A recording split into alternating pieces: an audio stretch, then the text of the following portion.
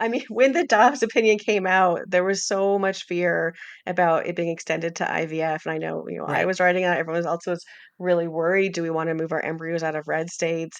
And I definitely saw a lot of backlash of like, you're crazy, you're Hmm. overreacting, you're blowing this out of proportion. And you never want to be in a position to be like, really? I told you so. But, Yeah. oh.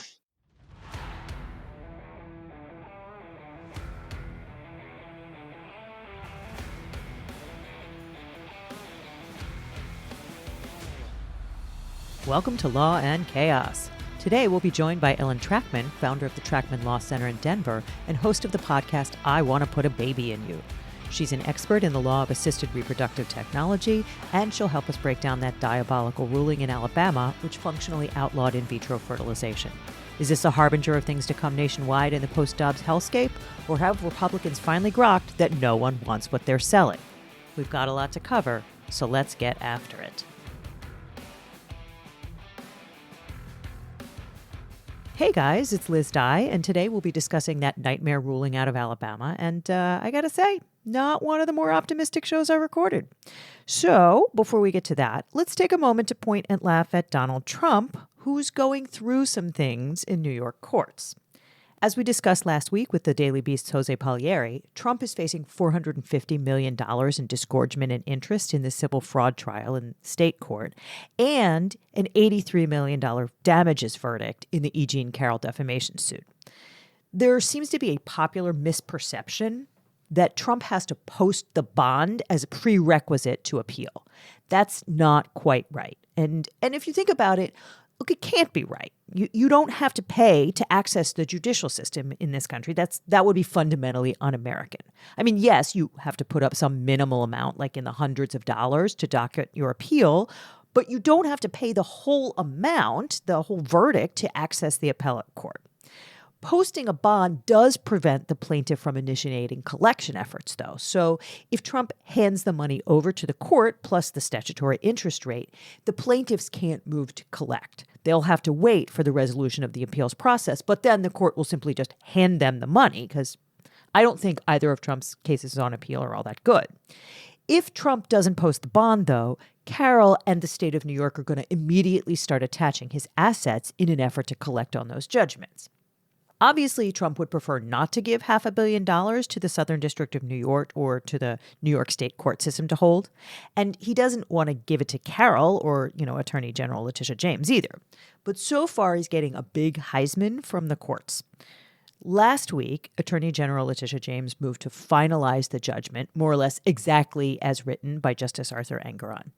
You don't care about the vagaries of New York civil procedure, but suffice to say, Trump's lawyer Cliff Robert flipped his shit and demanded several weeks to negotiate, i.e. delay this process.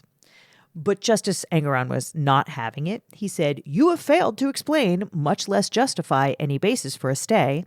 I am confident that the appellate division will protect your appellate rights." And then on Thursday, the judge signed the judgment, so too bad, so sad. I know you guys are upset, but don't worry. Trump's lawyer, Lena Hobbit, will be appealing that ruling for reasons. What are your grounds on appeal here? What are my grounds on appeal is a better question. Where do you begin? I mean, we could start with all the things we talked about, Rob, over the past 6 months on these cases, and this case in particular. Oh, you bet, honey.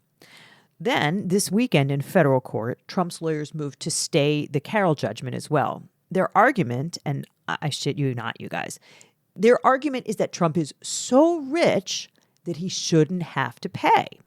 He says, here, plaintiff has effectively conceded that she is adequately secured by arguing to the jury that President Trump's resources greatly exceed the amount of the judgment. Having argued to the jury that President Trump has great financial resources, plaintiff is in no position to contradict herself now and contend that she requires the protection of a bond during the brief period while post-trial motions are pending. This fact nullifies risk to the judgment creditor and weighs heavily in favor of an unsecured stay. Aha. And then, after saying how he's just so rich and he has so much cash that it's offensive to suggest that he post a bond, Trump claims that he'll be irreparably injured by having to put up the money. Here's how he put it. As courts often recognize, the irrecoverable cost of time and money inherent in posting a substantial bond, especially a very large bond whose amount is very likely to be reduced, if not eliminated, by post-trial motions, constitutes irreparable injury. Here, under this district's common practice of requiring a bond of 110% of the judgment, President Trump faces the prospect of posting a bond of $91.63 million, a sizable bond which will come with very substantial, non-recoverable financial costs. These costs plainly constitute irreparable injury.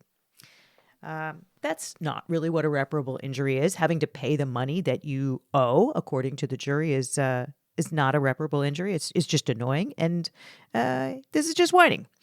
And also, there's no indication that Judge Kaplan is in any mood to be granting any post-trial motions which would reduce, much less eliminate, the jury verdict. Trump made a whole bunch of other stupid arguments, as he is wont to do, including claiming that a punitive damage award of like 3.5 times the compensatory award is presumptively out of whack, which is just a bald misstatement of the law. Courts are basically not going to review anything that's like less than an 8-to-1 ratio. So since it is short and pissed off and funny, I'm going to read you Judge Kaplan's entire response. He says, 25 days after the jury verdict in this case, and only shortly before the expiration of Rule 62's automatic stay of enforcement of the judgment, Mr. Trump, i.e. not President Trump, has moved for an administrative stay of enforcement pending the filing and disposition of any post-trial motions that he may file. He seeks that relief without posting any security. The court declines to grant any stay, much less an unsecured stay, without first having afforded plaintiff a meaningful opportunity to be heard. Plaintiff shall file any response to defendant's motion no later than 5 p.m. on February 29, 2024. Any reply shall be filed no later than 5 p.m. on March 2nd, 2024.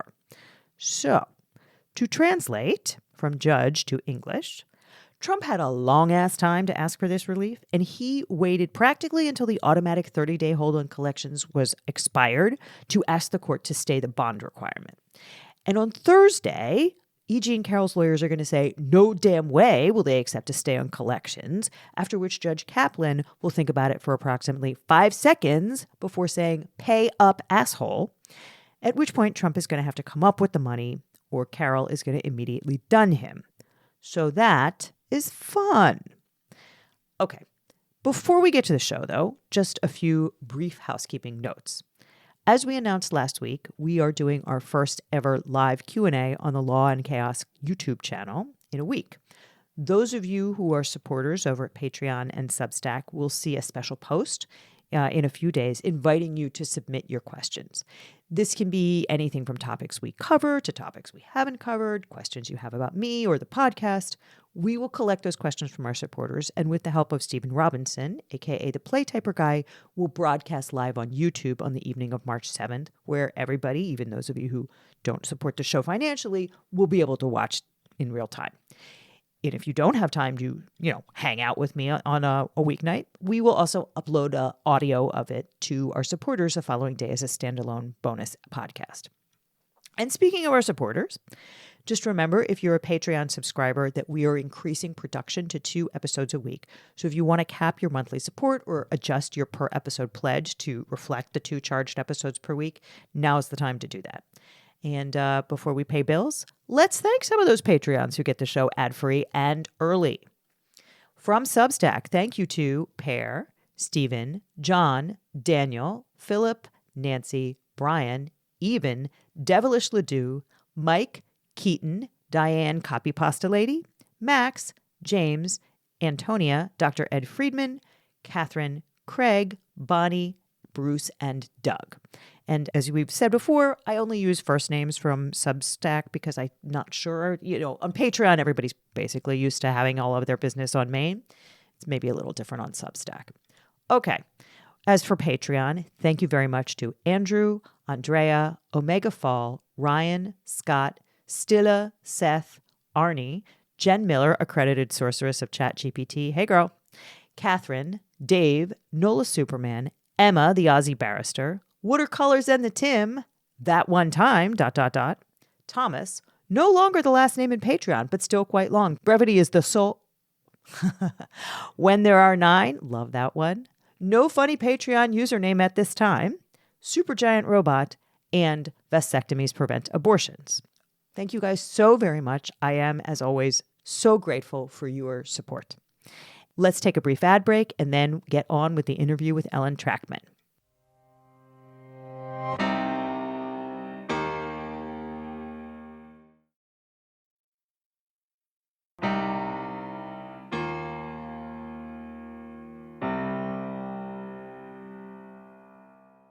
And we're back. I'm here today with Ellen Trachman, founder of the Trachman Law Center based in Denver, where she specializes in legal issues surrounding assisted reproductive technology. She's a weekly columnist at Above the Law and the host of the podcast I Want to Put a Baby in You. She's also a frequent speaker on topics such as surrogacy, egg, sperm, and embryo donation, and LGBTQ plus parental rights. And she's here to break down the recent horror decision out of Alabama, which functionally outlaws in vitro fertilization. Ellen, thank you so much for being here. Thank you for having me. I'm excited to talk about this depressing topic. No, this is going to be great. I'm ready. Yeah. All right. So before we get to this god-awful ruling, can you kind of tell us how you came to be in this interesting line of work? Yeah, no. So I will tell you, most attorneys in assisted reproductive technology law, most of them have come through personal experiences.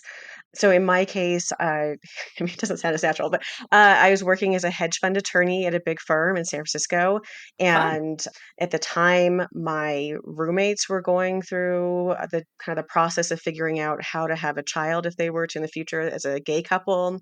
Mm-hmm. And then my sister was going through infertility with her husband and seeking medical care and trying to figure out next steps there. So I was seeing a lot of this, and I had this chance to see an egg donation contract, and my mind was just blown away by the legal nuances of fertility and reproduction and egg donation and sperm donation. And I was just really in awe, especially just in the very small context of egg donation of, well, someone donates to someone else, what happens to remaining eggs? Are they their property? Can they donate them to someone else?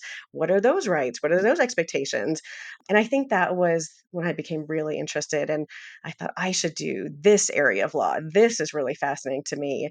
But of course, working at a big firm, I was like, oh, but the pay is really, it's really nice being paid. So it took Yeah. a long time to make the transition.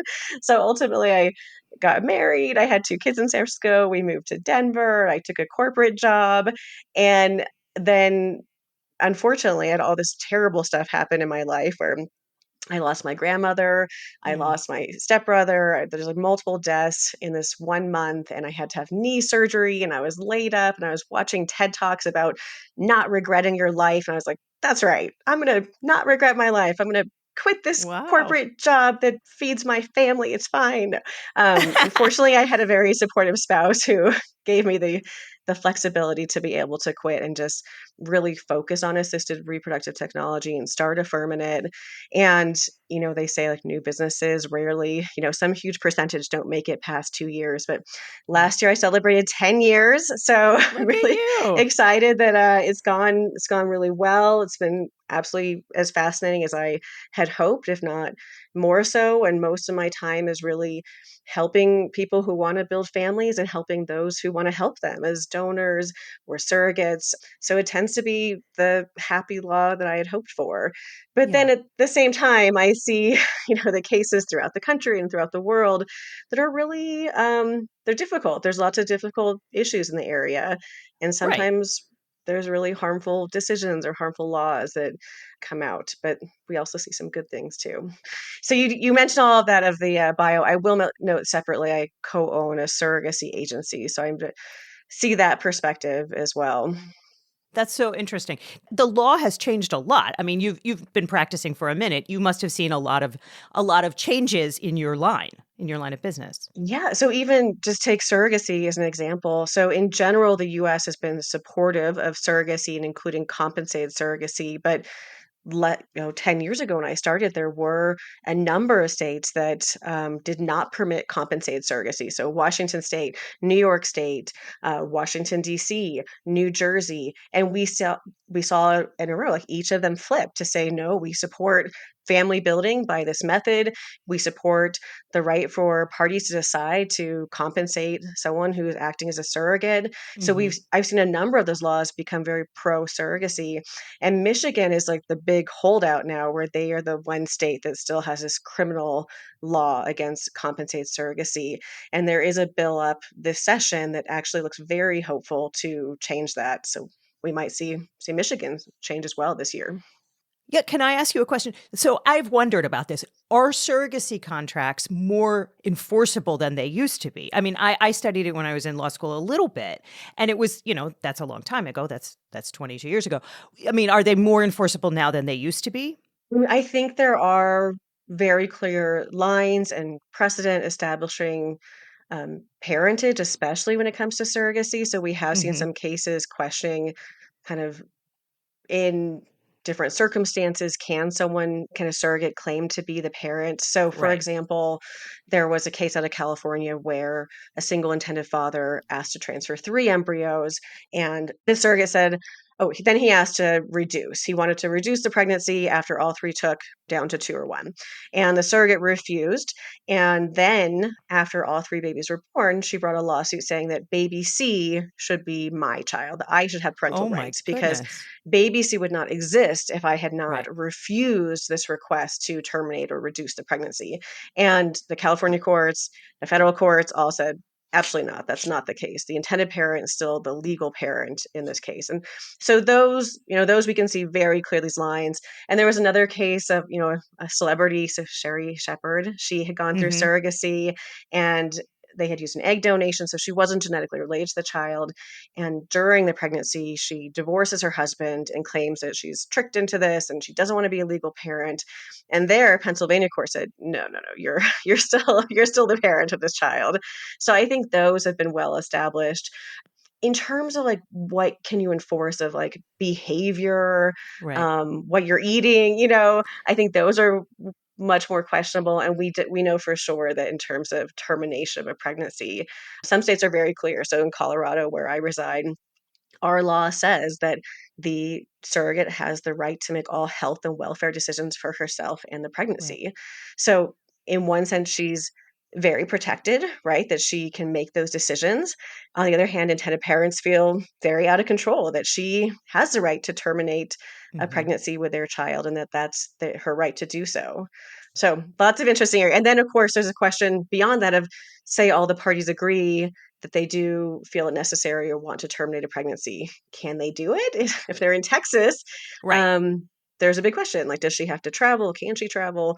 Other states like Colorado, again, are supportive of this right of a pregnant person to decide. So we have the care and the medical professionals to assist. That is so interesting. I love this topic. I would talk to you. I would happily pick your brain about this Oh God, all day. we're gonna go to the case, aren't we? Oh no. Well, Okay. let's talk about this case. See if I Let's can talk about this distract you case. long enough. No. No, I honestly I love this area of law. And if I hadn't had 3 babies in 3.5 years, I probably would have wound up in it myself. But let's Never talk too about late. this. Never too late. I think it might be too late. Anyway, so let's talk about this case in Alabama. You want to set up the players? You want to set it up for us? Yeah. So the warning, of course, for those who really want to dive in, it's the opinion is 131 pages. It's Link it's in a the show lot. notes. So I will start the description. If you want to add anything that you consider especially important, I'm happy for you to jump in. So the facts of the case, of course, are fascinating. That somehow in this medical facility where they did IVF, there was some place where they were storing embryos, and another patient within the medical facility wandered into the area where the embryos were stored. And we already know how the court feels about this when they describe it as the cryogenic nursery, which is Right. crazy because no one refers to Right. the embryo storage area as It's the a freezer. cryogenic nursery of extrauterine embryos. No, like Right. that is not language that Extrauterine people children. understand. Yes, right. Extrauterine children yet. Yeah. So this patient decides to open. They don't exactly describe. I presume mostly times it's tanks. So you'd have to like open a cryopreservation tank. But when they go to take out the embryos, which are often stored in straws. And I have to I'm making some presumptions here because they don't describe like the straws or what kind of tank Right. it was, that they burn their hand because, of course, embryos are stored at negative 320 degrees Fahrenheit, like incredibly cold temperatures. So they froze their hand, they dropped the embryos or the vials or the straws that they pulled out, and multiple embryos were no longer viable after they'd been dropped on the floor. Uh-huh. So, three different families brought lawsuits against the fertility clinic, or in this case, the mobile, what are they? The Mobile Infirmary Medical Center, Hmm. saying that it was a wrongful death of a minor, that their actions or failure of actions caused the death of their children, these embryos. And they Yeah. even explain them as they are the parents of the embryos. In one case, some of them call them their baby with their last name. So baby SN is one of the Right. embryos' names that they name the embryos. I want to jump in here and say something Please. that I think is important, Yes. which is that these were three couples who had conceived other children via IVF and had these, call them leftover embryos. We don't know whether they intended to use them or not, but they had all conceived children and had these leftover embryos that they maybe we're going to implant at some point in the future. And these embryos were damaged. And then the plaintiffs filed wrongful death. And also, I mean, I think it's good to point out at the beginning that they not only filed a wrongful death, but they also Yes. filed negligence Negligence. claims, which the lower court dismissed. But, there was a way to compensate these people for what is, I suppose, a real loss. I don't think it's appropriate that a medical facility, I don't understand what happened here with this random person, sticking her hand in the freezer or his hand in the freezer and grabbing a bunch of What? embryo straws. Like that's crazy. But I mean, I understand that there's a strong case that that's negligence on the part of the facility, but that's not what happened. The lower court, and this court agreed that this was killing babies and sent the case back. I have to say I'm, incredibly sympathetic to the plaintiffs in the sense that they are frustrated, that they feel Yeah. they've been wronged, that this is ridiculous, that the clinic didn't take better precautions, that someone can just wander in and destroy their embryos after, people go through a lot to form embryos. They're injecting themselves, they're having these procedures done. It's Right. intense and expensive. I think a lot of people don't understand what's involved in IVF, and I know that you do. Do you want to just give us a little, summary there? Yeah, so just really briefly, I mean, I feel like it's so common now that most of us know someone at this point who's gone through Yes, IVF. for sure. But just as a refresher, so for the in vitro fertilization process, the person who provides the eggs, so if you have a heterosexual couple, the woman would go through injecting herself. So generally it's needles that she's doing injections into her stomach or her thigh for 3 to 4 weeks or some period of time before Hmm. having these harvested from her body or retrieved from her body. The Which, eggs. speaking of podcasts, if we can have the retrievals real quick. Have you heard the retrievals? So No, okay, just really quick side note, and I will go back to IVF, and then we'll go back to Alabama please. case. There is this amazing podcast called The Retrievals. About the Yale fertility clinic.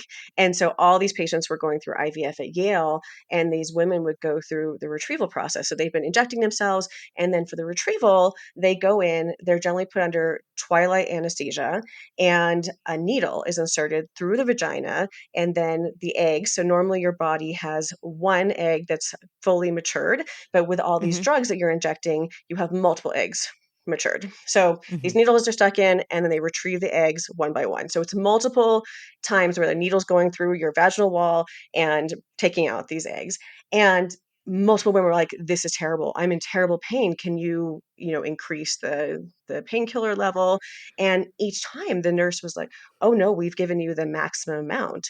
Uh-huh. We can't give you any more." And it was at least 200 women who this Oh my happened to, where they God. were in incredible amounts of pain going through this procedure, what ultimately turns out was without pain medication, because there was a nurse who had a drug addiction and was using the pain medication for her own addiction, Oh my replacing God. it with saline.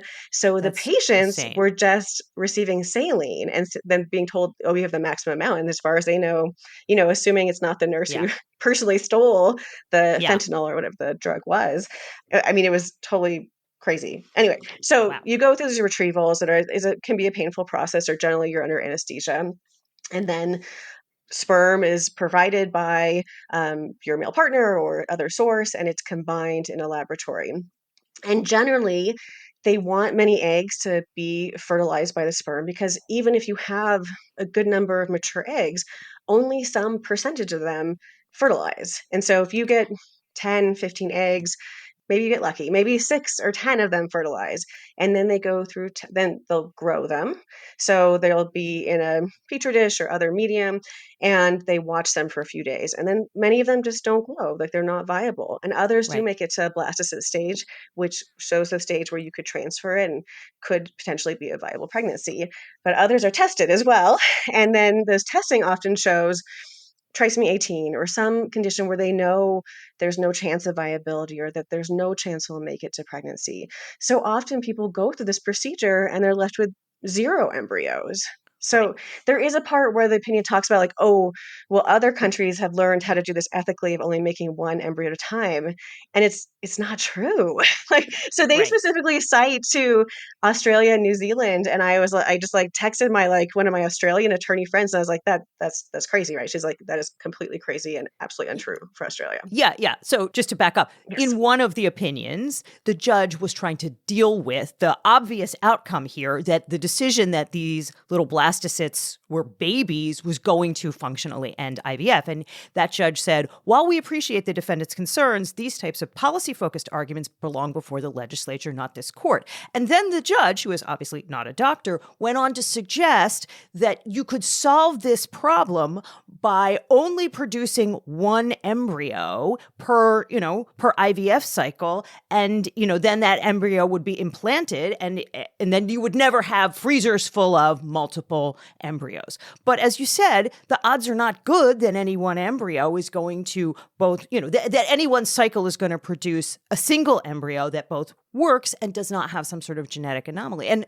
And you didn't say this, but I mean, I know from my own family that if you're trying to select for an embryo that does not carry some sort of genetic anomaly that's, unhealthful, you're going to wind up with a whole lot of embryos.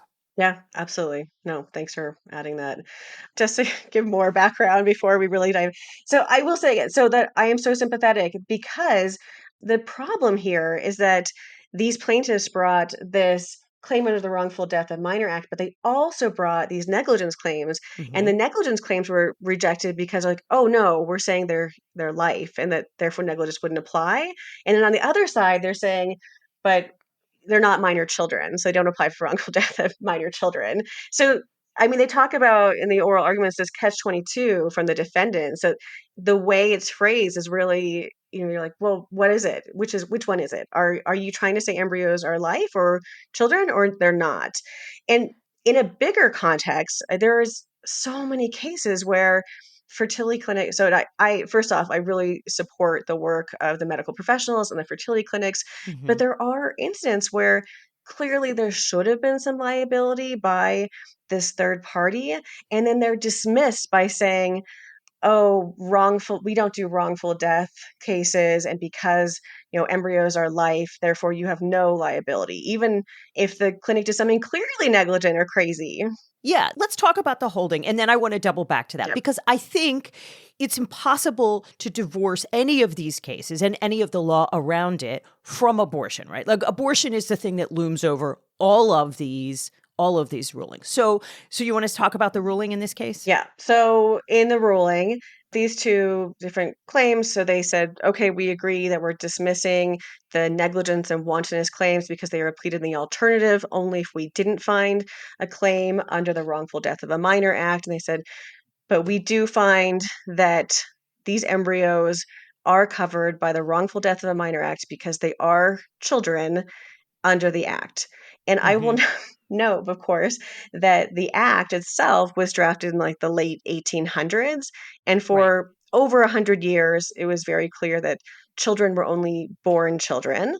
And then later, Alabama passed legislation that said that no, for causes that it can include, that human life can include all stages of development in utero.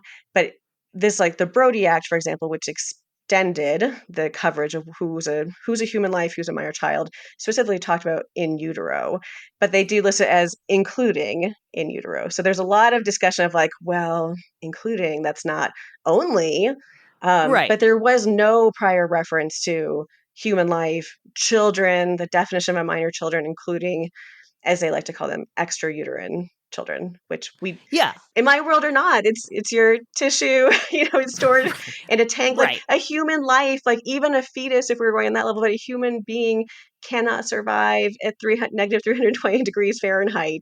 This is preserving the viability of human tissue. Yeah, I mean, Alabama statute specifically defines an unborn child as a human being, specifically including an unborn child in utero at any stage of development, regardless of viability. Well, that doesn't sound like in vitro. It does not sound like a human being or a couple of, 5 cells. I mean, look, you can speak to this. What are we talking about? We're talking about something that cannot be seen with the human eye in a freezer at negative 300 degrees. This is not in utero at all. Yeah, it's hard. I mean, to be honest, this is important, right? People have gone through an extensive process. This is their hopes and dreams to be parents, but it Hmm. is a clump of cells at this point that is stored at these extremely low temperatures that no human could live in. I mean, to back it up, right? Like if we just look at sperm, that not versus sperm and eggs combined, like sperm are alive, they're like moving, they're swimming, right? Hmm. They can be stored at these incredibly low temperatures, but we don't consider them human life, right? Also, so Right. I mean, I will say like most, I mean, there is like a spectrum, right? And the practical implications of saying that stored tissue, this embryos in a laboratory are human life, are really extensive and problematic. And one of the things that I think I found really interesting for these plaintiffs is that all of them had elected in their disposition forms for the clinics to discard their embryos. So to have that option. So in one Hmm. case, they said, oh, if we don't use these embryos in 5 years, they should be discarded. Or if we die, they should be discarded. So to argue that their human life is kind of ironic to say, okay, well, you can't murder my children, but I can murder my children. That's fine if I murder my children. Yeah, I mean, look, because of your work, you're quite sympathetic to these plaintiffs, and I get that. I think that clearly, if someone can wander in and stick their hand in the freezer, the clinic screwed up. But from my perspective, these plaintiffs got their babies and filed a lawsuit, which was, if it worked, very clearly going to be used by people who, oppose abortion in ways that made IVF illegal for anybody else. They got their babies, and because this tragic thing happened and they would like to be, compensated. And right, we are talking about money. This is a lawsuit for money. They are now functionally shut down. In fact, they've literally shut down access to this assisted reproductive technology in the Yep. state of Alabama, right? IVF clinics are closing because this court held that extrauterine children are human beings and thus destroying an embryo is murder. I don't even know what they're going through now to see. I can't imagine friends and family who may have been going through treatment and like, wow, your case where your extra embryos and you sought money has now prevented me from going Right. forward to have a child. Like that's traumatic. I could be more sympathetic. I understand that, right? And look, I had a lot of babies. I should be more sympathetic to people who had a harder time having children than I did. But I will say, if you are suing in the state of Alabama and giving the Supreme Court this wide open lane to say that embryos are human beings, you knew what was going to happen. And I don't have a lot of sympathy. Yeah. Yeah. Should we talk about? I mean, when the Dobbs opinion came out, there was so much fear about it being extended to IVF. And I know, I Right. was writing out, everyone else was really worried. Do we want to move our embryos out of red states? And I definitely saw a lot of backlash of like, you're crazy, you're Hmm. overreacting, you're blowing this out of proportion. And you never want to be in a position to be like, really? I told you so, but Yeah. oh. All right. Let's go to an ad break because we have gotten into a dark place. And we'll come back in a second and talk about the really crazy parts of this decision.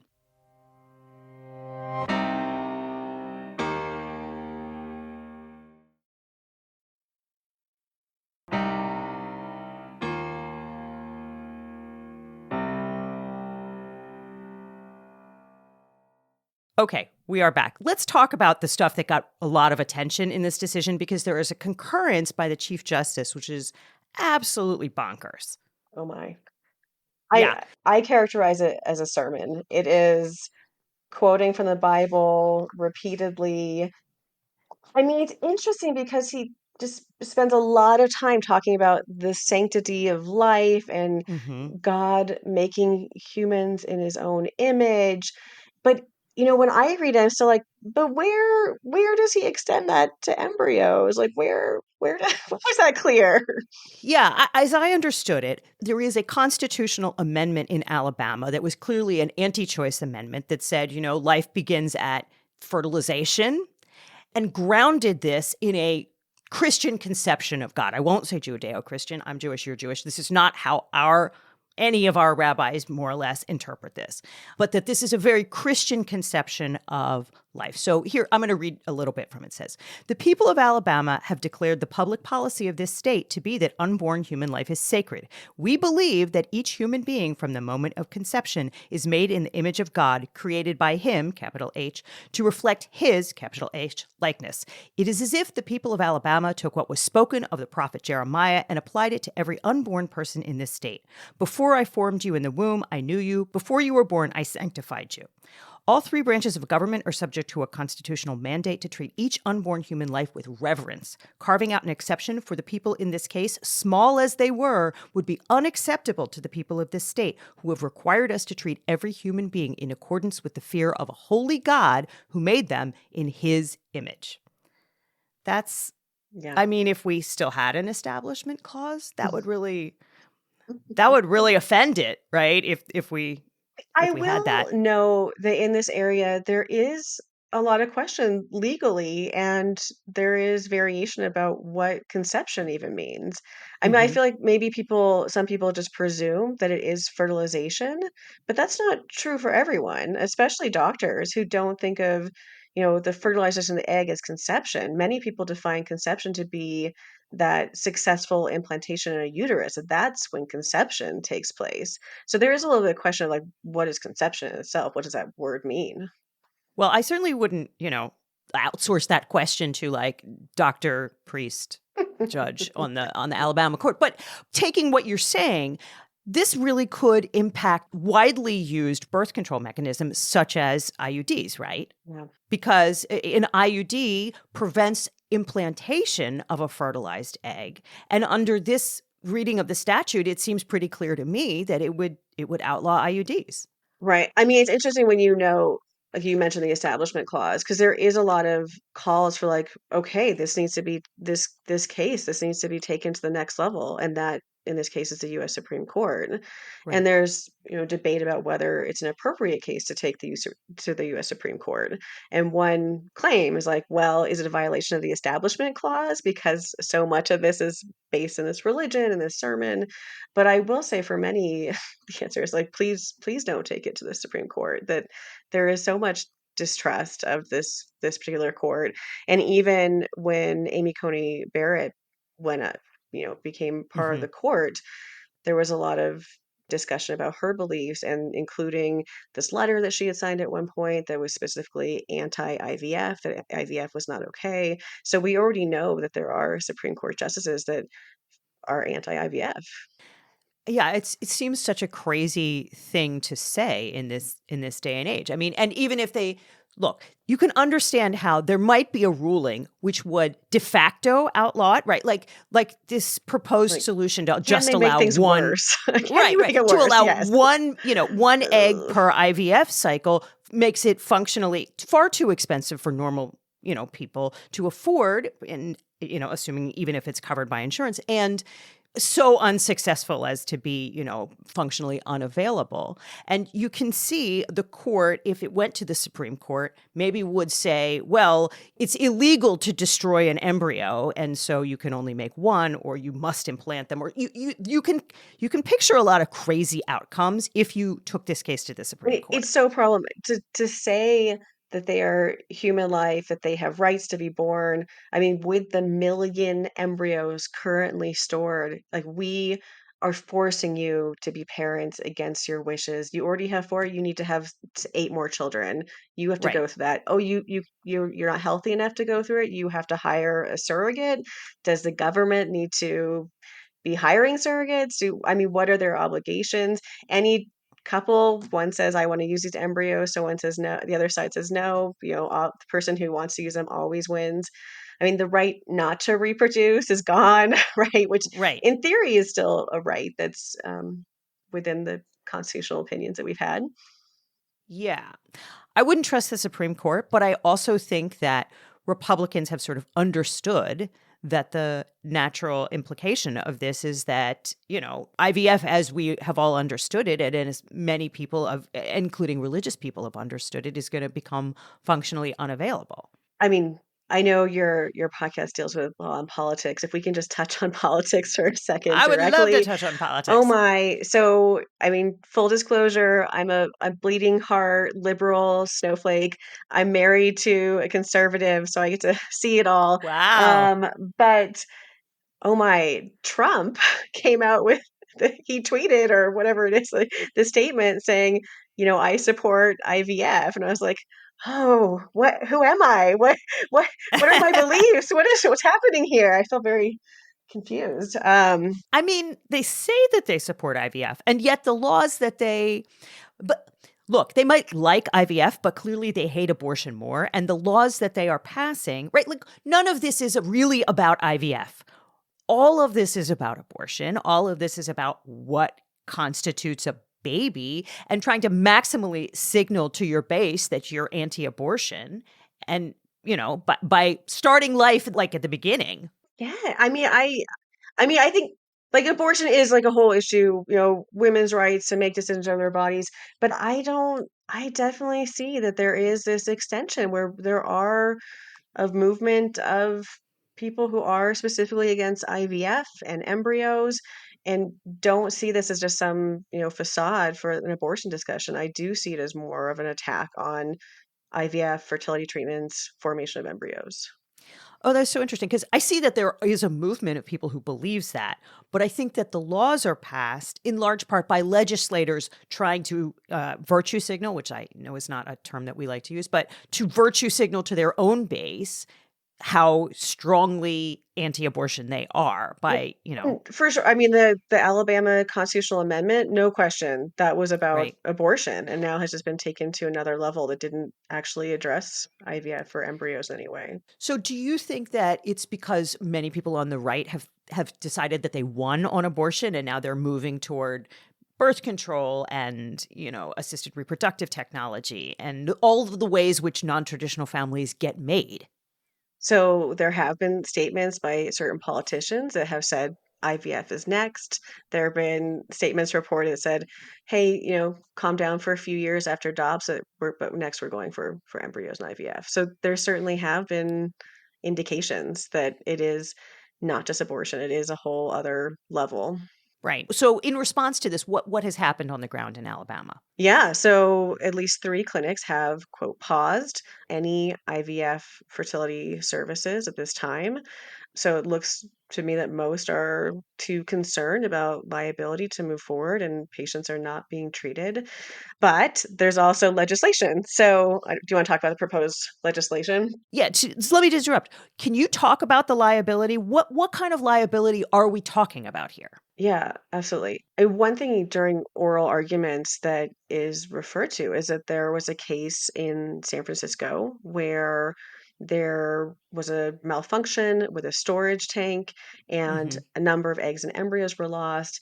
And a law firm is bringing cases against both the provider of the tank as well as the medical facility that was treating them and Mhm. storing them. And from their first 5 plaintiffs, and they say they didn't choose like the worst, most sympathetic cases, they just kind of randomly chose their plaintiffs. There was a $15 million judgment Oh against my the goodness. clinic.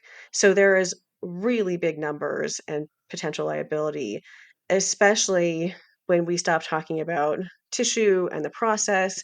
And I mean, it is true, it's very hard to value this potential for you to be a parent. You went through a process, you paid a lot of money, but what if you have cancer? What if that was the only chance to have your tissue retrieved in a viable way, your only chance for a to be a biological parent, and now Mhm. that's gone?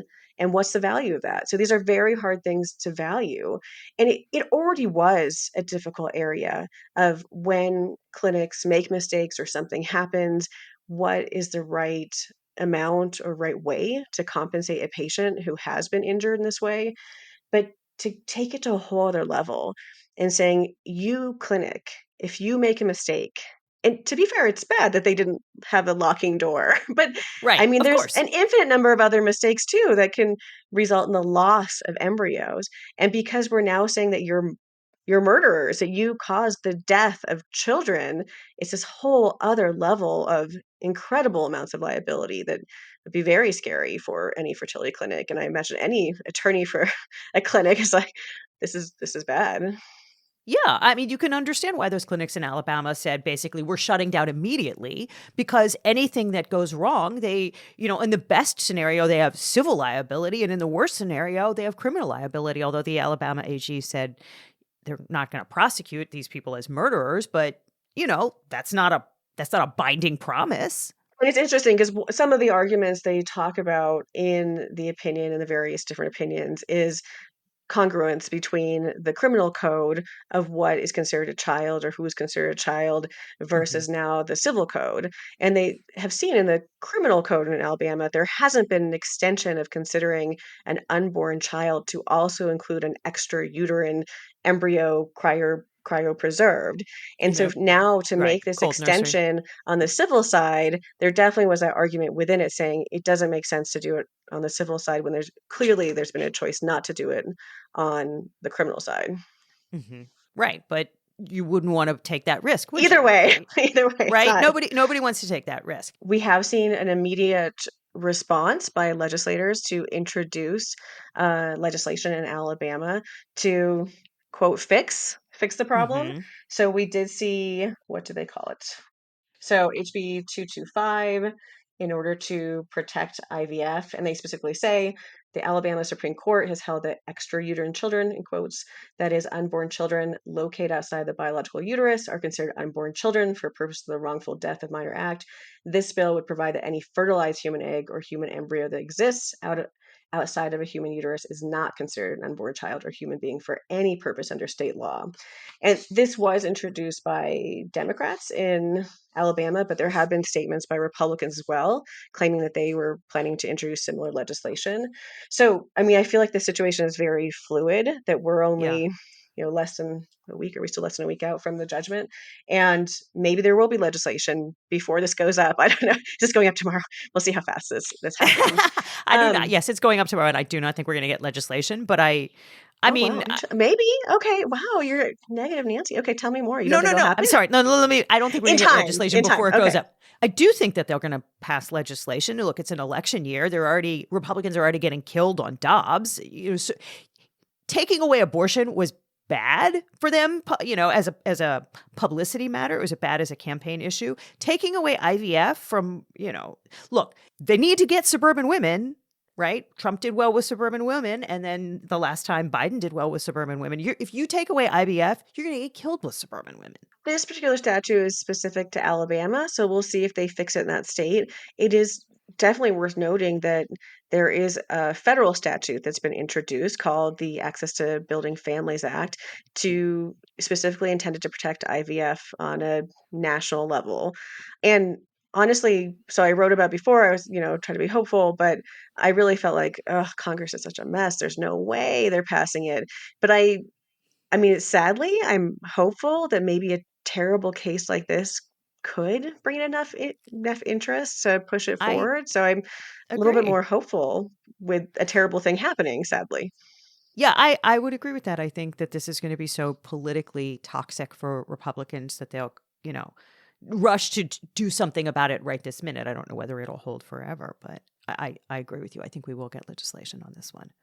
But that might be the end of the good news. I mean, you're in this field. What do you think is coming down the pike? I am concerned that, we have been concerned post-Dobbs that there was a plan for more of this to extend interpretation of protection of life to be extrauterine embryos stored in tanks. Hmm. And this kind of shows that, like, yes, it's happening.